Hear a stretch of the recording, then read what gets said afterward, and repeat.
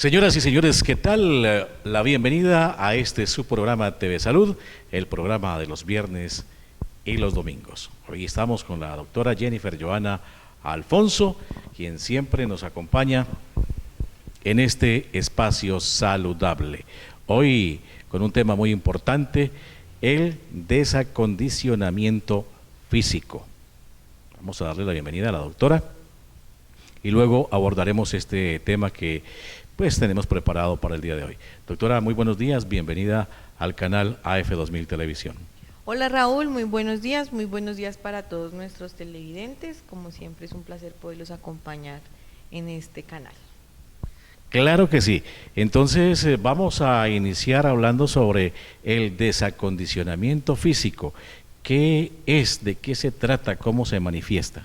Bueno, cuando nosotros hablamos del síndrome de desacondicionamiento físico, hablamos específicamente de aquella situación en donde empieza a evidenciarse una pérdida importante del trofismo muscular, entendiéndose por trofismo muscular el grosor de las fibras musculares. Eso a su vez nosotros lo podemos evidenciar, por ejemplo, en qué tanta digamos, masa muscular también nosotros tenemos. ¿Sí? Es importante no confundir el término de trofismo con el término de fuerza muscular. Están íntimamente relacionados porque cuando perdemos trofismo normalmente tendemos a tener una pérdida importante de la fuerza muscular.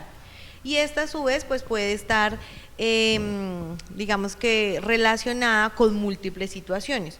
Una de esas situaciones más importantes es el hecho de que una persona esté mucho tiempo en una posición mantenida, como por ejemplo una hospitalización o una estadía en unidad de cuidados intensivos, en donde por el cuadro clínico del paciente se requiere que esté sometido bajo soporte sedativo, o sea, con unos medicamentos que nos adormecen, que nos hacen perder de pronto un poquito ese estado de lucidez o de conciencia y nos hacen mantener por horas o por días en cama. Sin embargo, otras personas, como las adultas mayores, también son muy propensas a desacondicionarse físicamente.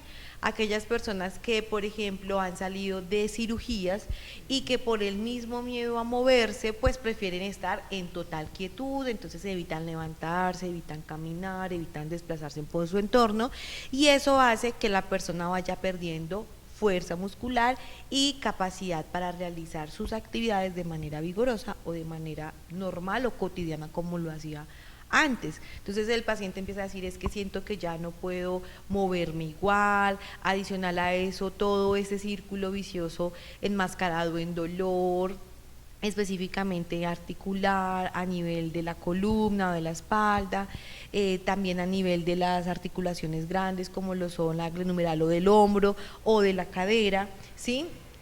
Y pues también, como les menciono, pues todo esto viene acompañado de pronto de inapetencia, es decir, que se me disminuyen las ganas de comer, o le tengo asco a la alimentación, entonces no consumo tampoco suficiente carga de proteína, y pues eso hace que a su vez todo el cuadro vaya empeorando. ¿Por qué empeora? Porque los músculos que vienen atrofiándose sino y debilitándose, pues también necesitan de proteínas para volver a subir su tonalidad, para volver a ganar el grosor que tenía antes. Y si la persona cambia su alimentación de manera drástica y deja de consumir proteína, pues eso va a acentuarse muchísimo más y va a evitar que el músculo pueda contraerse.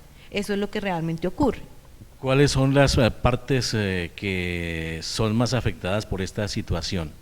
Digamos que se ha afectado todo el cuerpo, porque cuando nos da desacondicionamiento físico nos desacondicionamos en general, pero obviamente eso se manifiesta en las articulaciones más grandes. En las articulaciones más grandes pues son las que nos estabilizan, las más distales o como el pie o la mano son las que nos facilitan los movimientos, pero digamos que todo va como en cadena. Entonces yo siento que me duele la articulación y entonces después me empieza a doler hasta la mano y entonces evito realizar agarres, pinzas o realizar actividades finas, pero también me duele la cadera, entonces prefiero estar sentada y evito caminar.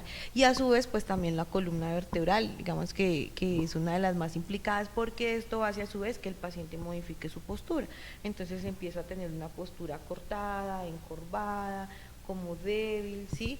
Entonces cuando vemos a esos pacientes que uno dice, uy, cómo está o cómo lo afectó la enfermedad, y muchas veces pues esa afectación está relacionada con ese síndrome. Muy bien. Entonces, ¿qué se debe hacer en este caso específico cuando una persona presenta estas molestias musculares? ¿Qué debe hacer? ¿Qué es lo primero que debe tener en cuenta? Mira, lo primero que ustedes tienen que tener en cuenta, ¿sí? Es que si yo estoy presentando una situación de esas, el peor escenario es quedarme quieto, que es lo que normalmente nos han enseñado por décadas, y es que después de cualquier alteración o cualquier procedimiento, o si me duele, es guarde quietud. Ya se ha demostrado científicamente que el estar en quietud o estar en reposo hace que esos síntomas se aceleren, ¿sí? Y que incluso este tipo de síndromes pues se desencadenen muchísimo más rápido. Entonces la primera recomendación es no quedarse quieto. Obviamente no vamos a exagerarnos en actividades que nos lleven a mayor esfuerzo o nos sometan a empeorar otra condición clínica. Por ejemplo, en un caso de un postquirúrgico, pues hay que saberse levantar de la cama, hay que tener ciertas precauciones para desplazarse por sus entornos, por su casa, por la calle, pero la quietud es lo que va a desencadenar más problemas. Entonces, lo primero que debemos saber es que ante un dolor no debo quedarme quieto. Obviamente debo moverme en algunos grados de confort, es decir, hasta donde mi cuerpo lo permita, sin llegar a accederme a sentir un dolor muy profundo, ¿sí? Es importante que los adultos mayores caminen, que los pacientes adultos jóvenes que de pronto están pasando por una condición de hospitalización o una condición de pronto de encamamiento, pues también decidan estar más tiempo sentados, levantarse ocasionalmente, realizar caminatas por sus casas. Si ya pueden salir a terrenos un poco más exteriores, como por ejemplo la calle, lo pueden hacer, sí, poquito a poco pues van a ir involucrando otro tipo de actividades, como por ejemplo trotar, subir y bajar escaleras, que son actividades que requieren de mayor esfuerzo para el paciente, ¿sí? Muy bien, las personas que tienen esta condición por X enfermedad que se ven postradas en una cama, los cuidados que se deben tener, ¿cuáles son, doctora? Los pacientes que están en encamamiento prolongado, ya porque, por ejemplo, hay una situación neurológica o porque su mismo estado de salud implica que el paciente esté en cama permanentemente, debe tener un cambio de posicionamiento por lo menos cada 2 horas. Sí, adicional a eso, pues se tienen que hidratar muy bien, es decir, que tienen que hacer una muy buena aplicación de cremas hidratantes, ojalá de cremas formuladas, para evitar que por puntos de presión el paciente haga escaras o pues digamos que se rompa la piel, empiece a generarse una complicación a nivel de tegmentario de piel muchísimo más avanzada, ¿sí? Adicional a eso, pues, aunque el paciente requiera estar en cama, lo ideal no es que esté totalmente acostado boca arriba, ¿sí? Lo ideal es que el paciente esté en una posición casi de semisentado, es decir, que se le incline la cabecera de la cama o que con ayuda de almohadas permanezca más tiempo semisentado que acostado, y asimismo pues también trasladarlos de sillas a camas y viceversa. Esto pues va a evitar, uno, que el paciente se desacondicione más, y dos, pues que el paciente se escare, como les menciono. Algo importante que no he mencionado es el tema de que cuando un paciente entra en desacondicionamiento físico, el corazón también se desacondiciona. ¿Por qué? Porque el corazón tiene fibras musculares muy similares a las de los brazos, de las piernas, del tronco.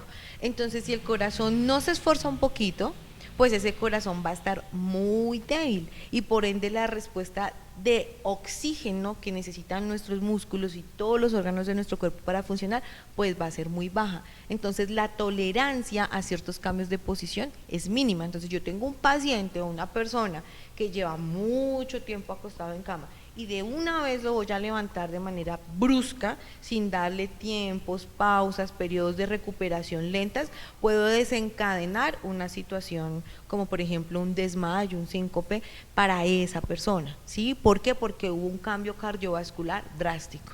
Entonces es muy importante que siempre ustedes consulten con profesionales de la salud que les puedan brindar la orientación pertinente para realizar el manejo correcto de cambios de posicionamiento de estas personas. Este síndrome, ¿a qué edad puede presentarse? Uy, no, los síndromes de desacondicionamiento físico se pueden presentar en cualquier persona y en cualquier edad. aunque desacondicionamiento físico como tal, de pronto no hay muchos documentos científicos que hablen en pediatría. Sí se ha evidenciado, por ejemplo, que los niños que por alguna situación requieren unidades de cuidado intensivo, requirieron encamamientos prolongados, que están mucho tiempo acostaditos, por ejemplo, cuando les dan esas neumonías o esos cuadros respiratorios moderados o severos, tienden a perder algunas de las habilidades motoras adquiridas, es decir, puede tener alteraciones para caminar, se puede caer más fácilmente, o si es un bebé que ya estaba gateando, puede que se retroceda un poquito. Entonces, eso se va a ver, sobre todo en los más chiquiticos, en la pérdida del retraso de su desarrollo psicomotor, de esas habilidades alcanzadas que ya no realiza con la misma facilidad y que como que el niño se devuelve y hay que volver a entrenarlo para que vuelva a adquirir esos patrones. O en los niños más grandes, igual, puede ocurrir como en adulto, entonces las piernas las siente muy débiles, se tiende la persona a creer que se está adelgazando, pero más que adelgazarse, aunque ahí puede haber una pérdida importante de tejido graso, también es esa pérdida de ese trofismo, ¿sí? Entonces son, digamos que las situaciones más comunes que uno puede evidenciar en los pacientes, pero puede ir desde los bebés hasta los adultos mayores, o sea, en cualquier ciclo de la vida se puede presentar. En cualquier momento se puede presentar este síndrome. En los niños, ¿cuáles serían las terapias aconsejables o más recomendables para lograr pues continuar con el avance de su desarrollo? En los niños todos los procesos terapéuticos están basados en el juego y la lúdica. Sí, obviamente pues hay que adentrarse un poco en conocer cuáles son las afinidades o los gustos y preferencias de los niños y de pronto encaminar los tratamientos hacia esos gustos. En mis tratamientos siempre trato de evidenciar, bueno, cuál es la necesidad específica del paciente y por qué quisiera recuperarse. Por ejemplo, si yo tengo un adolescente que está entrenando en la escuela de fútbol del municipio y llegase a presentar este síndrome, pues muy seguramente su motivación es poder retornar al fútbol. Entonces, de esa manera, pues uno también va encaminando ciertas actividades, rutinas y ejercicios que de pronto tengan relación con los gestos deportivos de la actividad o la práctica deportiva que él realiza cotidianamente, ¿sí? En otros casos, pues de pronto va a querer retornar a la escuela, el hecho de poder de pronto compartir con su familia, de salir al entorno social o participar en algún evento cultural. Bueno, ya cada quien presenta sus propios, digamos, intereses y así mismo se encamina. En los niños más pequeños, todo va a ir basado en el neurodesarrollo. Hasta los 3 años existen unos hitos o unos periodos que son muy claves en el desarrollo de los niños, que son acordes a las habilidades que debería ser alcanzadas a determinada edad y que uno lo puede ver en grupos regulares. Cuando nosotros vemos que un niño, por ejemplo, de 1 año todavía no tiene un control de tronco para sentarse o ni siquiera ha iniciado el gateo o la marcha, entonces uno dice, oiga, este niño va como atrás del grupo regular, entonces debemos enfocar las actividades en pro de alcanzar esas pautas del neurodesarrollo. Muy bien, este es el síndrome que estamos tratando el día de hoy. El reposo en las personas, o sea, no es aconsejable, ¿no? Tiene que mantener una condición física saludable todos los días. Claro, lo que pasa es que nosotros entendemos mal el término de pronto de reposo.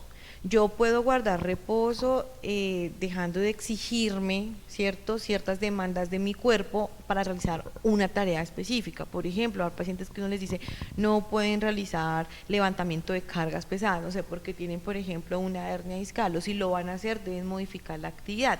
Pero nosotros entendemos por reposo, no haga nada, quédese quieto, no lo dejen hacer nada, yo le cuchareo la comida, le cambio hasta el pañal, evito que vaya al baño. No, o sea, un paciente si tiene la capacidad para levantarse e ir al baño, inclusive con un soporte de oxígeno, se le consigue la extensión y se le permite que realice. Entre más se le facilite al paciente que él participe de las actividades normales de cualquier ser humano, por ejemplo, dentro del hogar, pues asimismo también se le está facilitando la movilidad.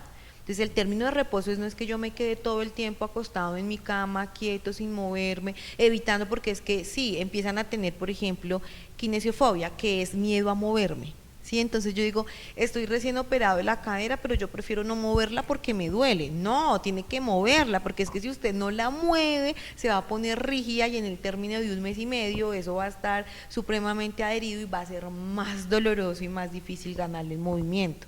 ¿ves? En el término, por ejemplo, de los pacientes que tienen cáncer, pues ellos más que desacondicionarse presentan algo que se llama fatiga crónica, que es un poco similar, pero digamos que en la sintomatología hay algunas cositas que difieren en un cuadro que del otro, pero ellos también tienden a mantenerse muy quieticos, entonces yo no me muevo, yo no camino, yo, porque es que yo me fatigo, porque es que yo me canso, porque es que me duele, ¿sí? Entonces esas son las quejas más comunes, pero cuando empiezan los tratamientos terapéuticos y uno empieza a caminar esas actividades, pues el paciente empieza a sentir que tiene más capacidad para moverse, más tolerancia para la actividad, que ya no duele tanto como antes, entonces ahí también queda demostrado que el movernos no es malo, lo malo es guardar reposo absoluto, eso sí es malo para el paciente. Hay que mantener una buena actividad física en la medida que se pueda, ¿no? Para evitar estas complicaciones. Más que una actividad física, una condición física acorde a mis necesidades, por lo menos una condición física que me permita realizar mis actividades con independencia hasta donde el cuadro clínico lo permita. Sabemos que hay pacientes, por ejemplo, con lesiones neurológicas muy complejas, que pues por más de que quisiéramos que ellos participen o hagan ciertas actividades, pues no lo van a poder hacer, y en ese caso tiene que estar al cuidado de un tercero, cuidador, enfermera, familiar, y esa persona tiene que propender porque el paciente no esté todo el tiempo en cama, sino de proveerle estímulos, estímulos del ambiente, sonidos, sentarlo en la silla de ruedas, y que salga, por ejemplo, a escuchar los pajaritos, a ver que se mueven los carros, a estar recibiendo el sol, ¿sí? Cualquier cosa va a ser mejor que tener el paciente en cama, ¿sí? A eso es lo que hago referencia. Muy bien, entonces quienes presenten pues esta problemática, pues tomar en cuenta las recomendaciones que la doctora nos entrega en esta tarde. En su trabajo como terapeuta, como prestadora de este servicio de terapia física, ¿has tenido algún caso parecido? Sí, claro, muchos. Sí, en mi experiencia clínica he atendido muchísimo ese acondicionamiento físico. Antes de la pandemia, pues trabajaba el área asistencial de manera muy fuerte como profesional y como docente universitaria. Entonces, pues ahí ya digamos que en esos entornos uno evidencia el desacondicionamiento físico en muy corto tiempo en los pacientes, ¿sí? Y pues esos pacientes son candidatos a tratamiento por terapia. Ya en la consulta particular, de pronto a nivel extramural, es decir, no en hospitalización, sino por ejemplo en el consultorio, muchos pacientes llegan posterior a cuadros de neumonía, a procedimientos quirúrgicos, a estancias largas en hospital, desacondicionados, y estos pacientes pues también vuelven a tener un entrenamiento y a tener digamos un acompañamiento profesional para volver a recuperar esas actividades. Hay algo importante, y es que entre más pronto se inicie la rehabilitación, más pronto se pueden recuperar las habilidades perdidas. Y asimismo, pues no quiere decir que pacientes que de pronto no cuentan con esa condición neurológica que no les permita avanzar, sino que tienen otro tipo de enfermedades, de diagnósticos o de situaciones clínicas, es revertible, pero es revertible con acompañamiento profesional, con orientación clínica, acorde a cada necesidad, acorde a su situación particular. ¿Qué órganos puede afectar esta condición en los pacientes y que haya que tener pues bastante cuidado para no ir a caer en esas dificultades? Principalmente pues el sistema neuromusculoesquelético. Sabemos que el sistema nervioso central el sistema nervioso 1 es central, que es todo lo que nosotros encontramos en nuestra bóveda craneana, y el otro es periférico, que es el que lleva toda la información a través de los nervios a nuestros músculos. En casos muy severos, el sistema periférico se puede ver afectado. También, pues como lo hemos venido hablando, todo nuestro sistema muscular, óseo, articular, o sea, todo lo que corresponde al exoesqueleto también se va a ver afectado. Y el corazón, muchísimo más, ¿sí? El corazón y el pulmón, porque son como primitos hermanos, pues van a repercutir en que no voy a tener la suficiente capacidad para soportar realizar actividades de mínimo esfuerzo o actividades que no, digamos que sencillas, por decirlo así, para que ustedes me puedan, digamos, captar la información que les estoy dando. Entonces, cuando hablamos de síndromes de desacondicionamiento físico, es un tema bastante grande, y pues realmente la literatura reporta que todos los sistemas van a tener afectación, pero digamos que en cuadros que no son tan avanzados, estos pueden ser los órganos o los sistemas que mayor prevalencia tienen en afectación. Bueno, ¿cómo podemos mantener el corazón y los pulmones con buena actividad cuando uno presenta pues estas falencias que de pronto pues le impiden caminar, que le impiden hacer ejercicio? ¿Cómo lo logramos? Mira, desde la rehabilitación nosotros podemos trabajar tanto rehabilitación cardíaca como rehabilitación pulmonar. Depende de lo que el paciente requiera, sabemos si trabajamos las dos o trabajamos una más que la otra. Normalmente se trabaja la cardiopulmonar, digamos que en un mismo ejercicio. Todo esto lo hacemos a través de actividades de tipo aeróbico, es decir, que nos requieren consumir un poquito más de oxígeno. Dentro de estas actividades, nosotros como terapeutas pues contamos ya con unas tablas que nos permiten identificar qué tanta carga energética el paciente va a gastar dependiendo de la actividad, dependiendo también de la intensidad, es decir, entre más vigoroso, más energía va a necesitar, ¿sí? Todo va a depender de los resultados de su prueba de capacidad aeróbica, que en algunos casos se toma directa en laboratorios y otras de manera indirecta con marchas que podemos hacer incluso en el consultorio, como por ejemplo un test de marcha de 6 minutos. A partir de esos resultados nosotros calculamos con las frecuencias cardíacas cuál puede ser el ideal de la frecuencia cardíaca de trabajo y sometemos a determinadas actividades el paciente controlando su frecuencia cardíaca. No puede excederse de determinado valor porque eso querrá decir que lo voy a trabajar con mayor vigorosidad y puede el paciente entrar en riesgo cardiovascular. Entonces, es importante que ustedes siempre, como les he insistido, se acompañen de profesionales que conozcan del tema.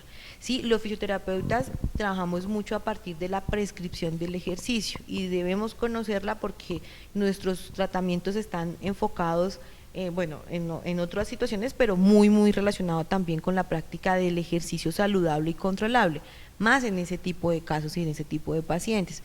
Entonces, a partir de valoraciones, de pruebas, nosotros hacemos cálculos y a partir de esos cálculos prescribimos qué actividades requiere el paciente y hasta dónde nosotros podemos llevarlo a cierto esfuerzo. Por eso se tiene que hacer de pronto digamos en entornos controlados, como por ejemplo un consultorio, en laboratorios. En Bogotá pues hay laboratorios de entrenamiento cardiovascular que ofrecen solamente rehabilitación cardíaca o rehabilitación pulmonar, pero pues en la región no contamos con este servicio. En el CAFIR nosotros podemos realizar este tipo de prácticas controladas, supervisadas y obviamente pues bajo prescripción de profesionales. Muy bien, entonces esta es la explicación que nos da sobre este tema la doctora Jennifer. Veníamos hablando de la masa muscular. La pérdida de la masa muscular afecta para la realización de estos ejercicios y para que el paciente tenga una pronta recuperación a su inconveniente. Claro que sí. Por eso también es importante que todos estos procesos no solamente vayan dirigidos por fisioterapeutas, ¿sí?, sino también por nutricionistas. Tenemos que trabajar dentro de grupos interdisciplinarios, obviamente pues debe estar su médico tratante en cabecera, que sería lo ideal, pero el acompañamiento de la nutricionista es bastante importante porque ella es la que nos va a determinar qué alimentos realmente van a generar esas proteínas que el paciente requiere para ganar un poco más de su trofismo y su masa muscular, ¿sí?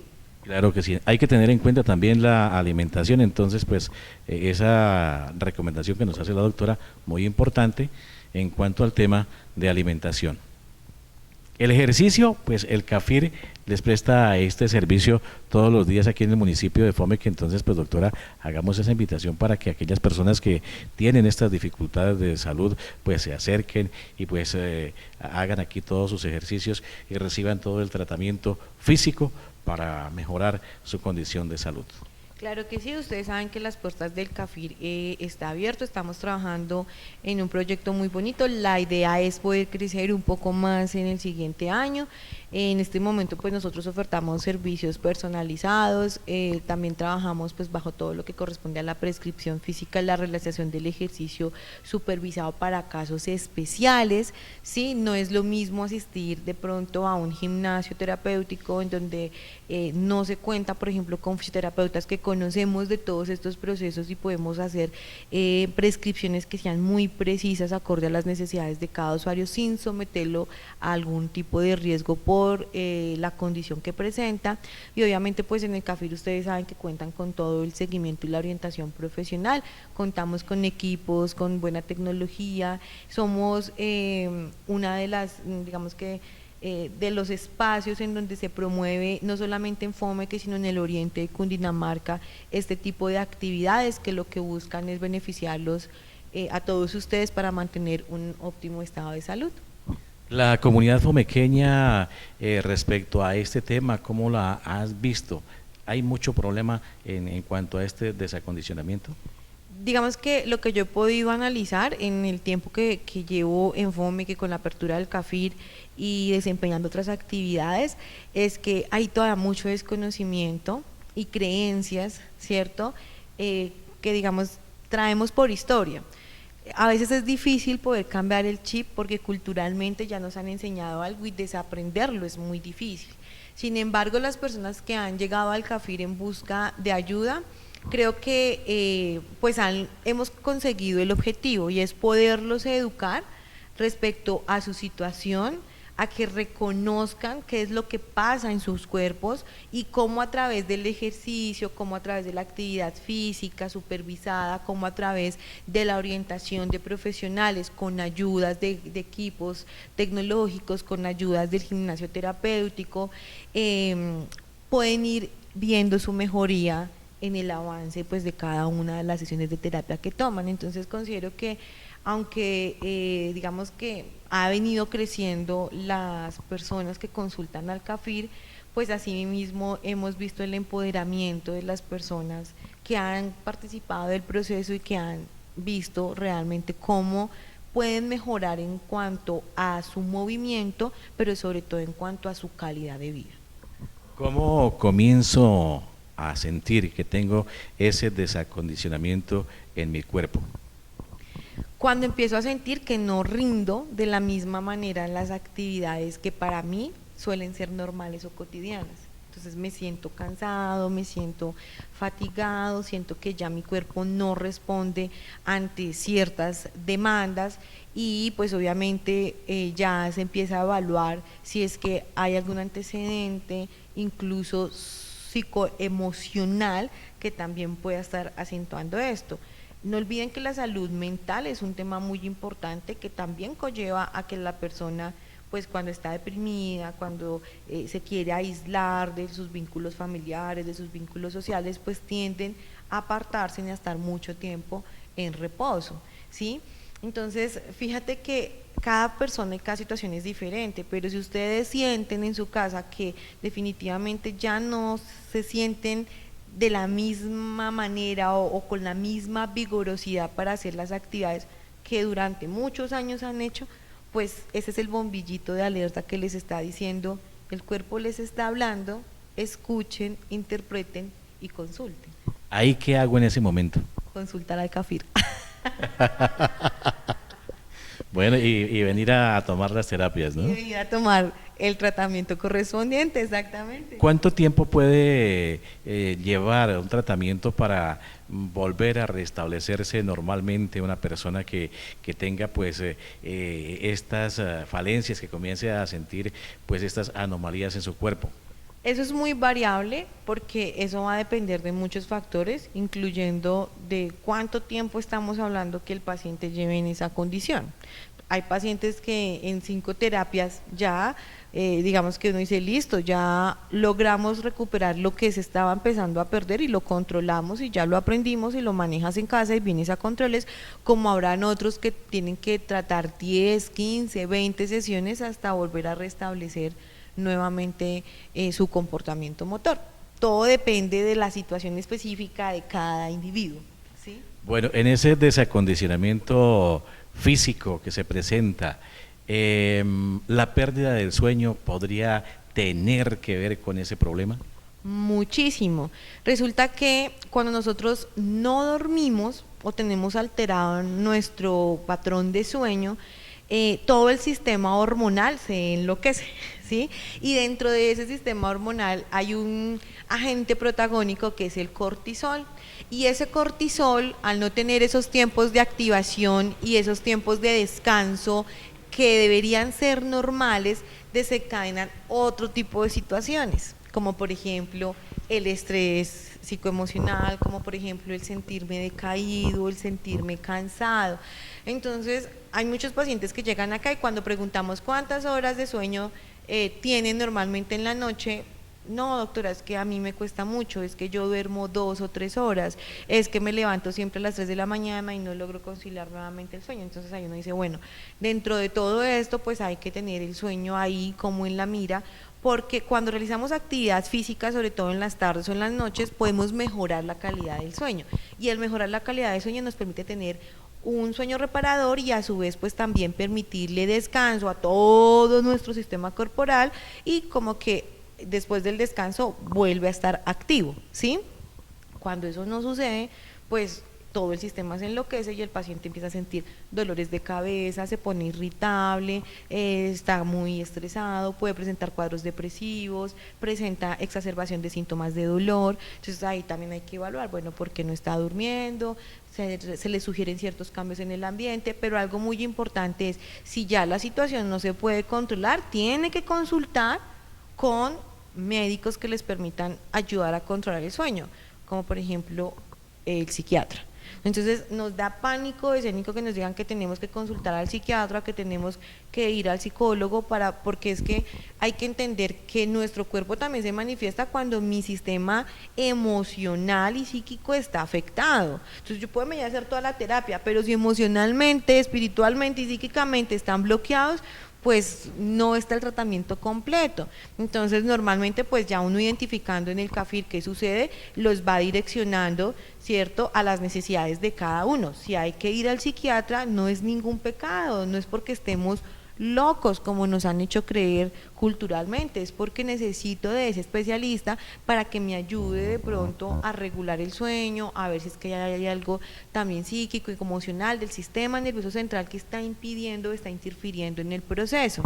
¿Sí? Si ya no es competencia del psiquiatra, pues hay que evaluar qué otras especialidades me permiten, no sé, endocrinos, médicos internistas. Bueno, ya cada quien tendrá su tratamiento con la especialidad médica que corresponda, pero hay que tratarlo y hay que prestarle atención al sueño. No es normal no dormir.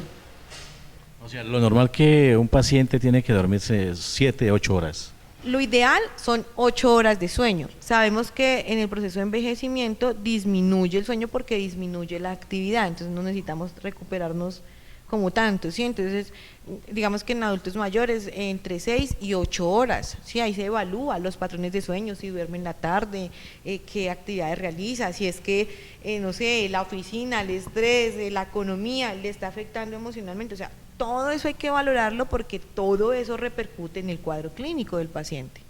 Yo tengo una amiga que dice, no puedo dormir durante la noche, duermo de las 3 de la mañana a 5. Entonces, ¿qué podemos decir ante esa situación?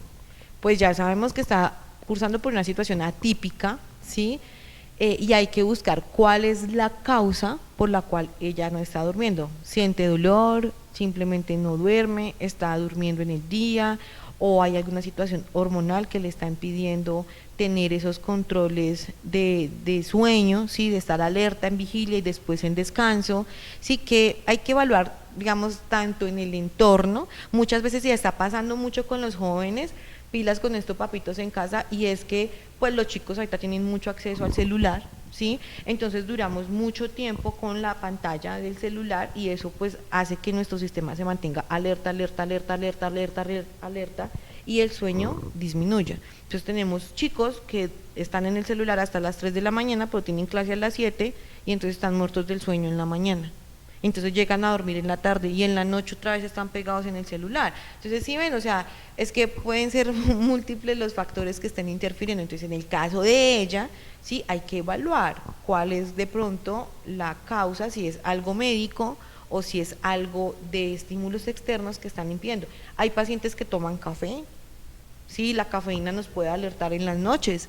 Entonces, hay que disminuir la ingesta de café en el horario antes de 6 de la tarde, por lo menos debería ser la última toma de café. ¿Por qué? Para evitar que ese paciente quede alertable cuando tiene que entrar en reposo, ¿sí?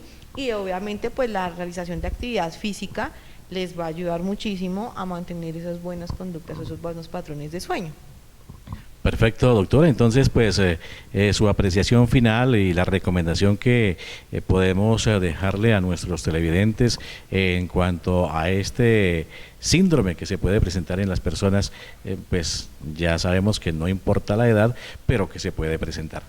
Así es, acuérdense siempre, su cuerpo les habla, aprendan a escuchar las señales que su cuerpo les está enviando, hagan una pausa en el camino, en el tiempo, analicen su situación y busquen la ayuda de médicos y profesionales que les pueda ayudar a tener una mejor calidad de vida.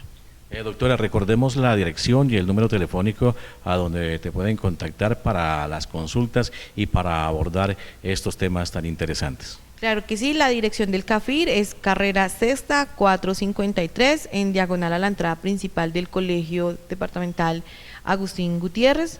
El teléfono es 322-8488-432. Recuerden que para agendar su cita se debe de realizar previamente. Afortunadamente tenemos una agenda bastante llena, concurrida, entonces siempre tratamos de que el agendamiento sea días previos, pues para que ustedes no tengan que esperar, para que de pronto no lleguen y se les tenga que decir que en ese mismo día pues no se les puede brindar la atención que ustedes necesitan.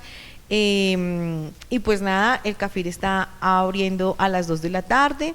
Recuerden que atendemos de lunes a viernes, de 2:30 a 6:30 de la tarde. Sin embargo, desde las 2 de la tarde ustedes pueden acercarse si requieren cualquier tipo de información o vía telefónica, vía WhatsApp. Muy bien, doctora. Entonces, pues muchísimas gracias por concedernos estos minutos en este programa de salud a través del canal AF2000 Televisión, Canal 5. Mil gracias, doctora, y pues de hoy en 8 días estaremos aquí nuevamente con otro tema muy importante para tratar. Claro que sí, muchísimas gracias. Si ustedes desean que nosotros abordemos un tema de su interés, no duden en comunicarlo con Raúl o con Martín Ríos o en el CAFIR.